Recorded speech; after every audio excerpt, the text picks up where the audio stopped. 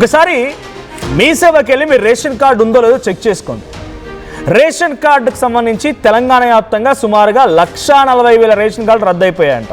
ఇది కేవలం తెలంగాణ వ్యాప్తంగానే కాదు, భారతదేశ వ్యాప్తంగా కేంద్ర ప్రభుత్వం తీసుకున్న సంచలన నిర్ణయం ఇది. దేశవ్యాప్తంగా అక్రమ రేషన్ కార్డులని తొలగించారట. పార్లమెంట్లో కేంద్ర మంత్రి జయంతిబాయి భంబానియా ప్రకటన చేశారు.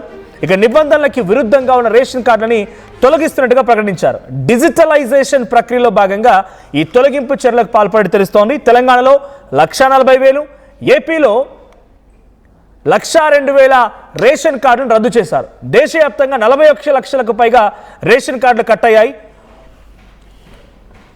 ఉత్తరప్రదేశ్లో సుమారుగా 16.65 లక్షల కార్డులను తొలగించారు. ఇతర ప్రాంతాలకు వలస వెళ్లిపోయి పాత ప్రాంత ప్రదేశాల్లో రేషన్ కార్డులు వాడుతున్న వారిపైన కూడా నిఘా పెట్టారు. ఇటీవల 7 లక్షల కొత్త రేషన్ కార్డులు పంపిణీ చేసిన తెలంగాణ ప్రభుత్వం. దాంట్లో 1,40,000 ఆల్రెడీ కట్ అయిపోయాయి. సో దీనికి సంబంధించి డీటెయిల్ తెలుసుకునే ప్రయత్నం ప్రతినిధి మధు ఉన్నారు సిద్ధంగా లైవ్లో. మధు, సో రేషన్ కార్డుల కట్ సుమారుగా 40 లక్షలకు పైచిలు రేషన్ కార్డులు కట్ అయిపోయాయి. ఎటువంటి నిబంధనలు ఉల్లంఘించారని ఈ రేషన్ కార్డులను కట్ చేశారు? అసలు ఫాల్ట్ ఏంటి? ఏ ఫాల్ట్స్ ఉన్న వారిని రేషన్ కార్డులో లేకుండా వారిని కట్ చేయడం జరిగింది? మధు, ఎందుకు రేషన్ కార్డులు ఎందుకు కట్ చేయాల్సి వచ్చింది? ఎటువంటి నిబంధనలు ఉల్లంఘించారని ఆ రేషన్ కార్డు కట్ చేశారు?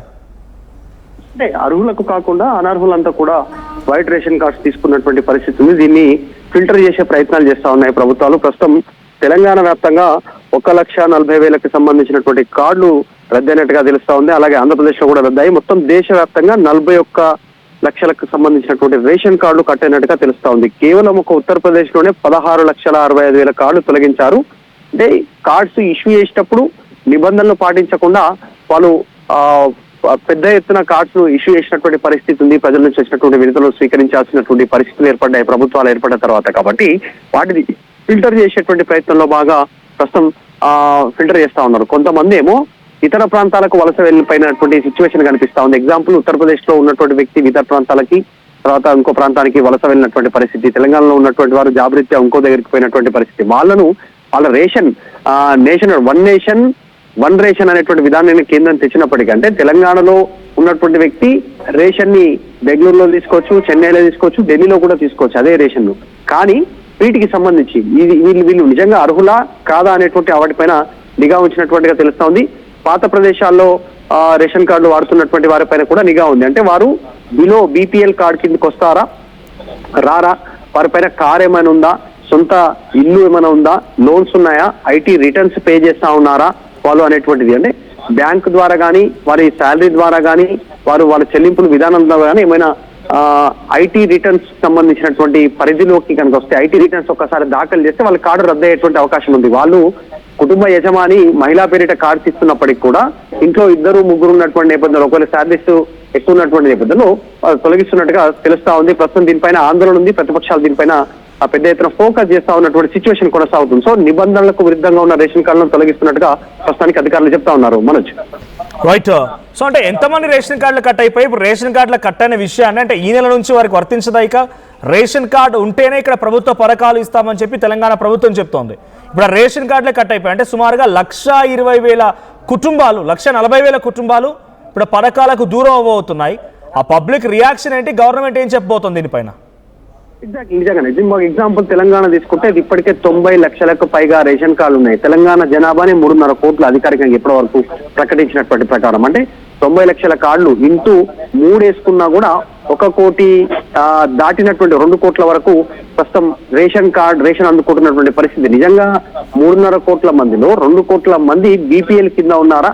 అంటే కనీసం వాళ్ళు నిత్యావసర వస్తువులు కొనుక్కోలేనటువంటి పరిస్థితిలో బీపీఎల్ కేటగిరీ కింద ఉన్నారా అనేటువంటిది చర్చ అయితే కొనసాగుతా ఉంది. సో చూడాలి ప్రభుత్వం ఏం చేస్తుందో దీనిపైన. నిజంగా ప్రభుత్వ పథకాలన్నీ రేషన్ కార్డుకి లింక్ అయినటువంటి సిచ్యువేషన్.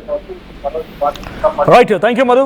సో ఇది ఒక రకంగా కేవలం రేషన్ కార్డు అంటే కేవలం రావాల్సినటువంటి గ్రాసరీసో లేకపోతే చిన్న వచ్చేటువంటి బియ్యమో లేకుంటే పప్పులు ఉప్పులోనే కాదు, తెలంగాణ రాష్ట్రంలో పెద్ద మొత్తంలో పథకాలు కూడా ఈ రేషన్ కార్డుకు లింక్ అయి ఉన్నాయి.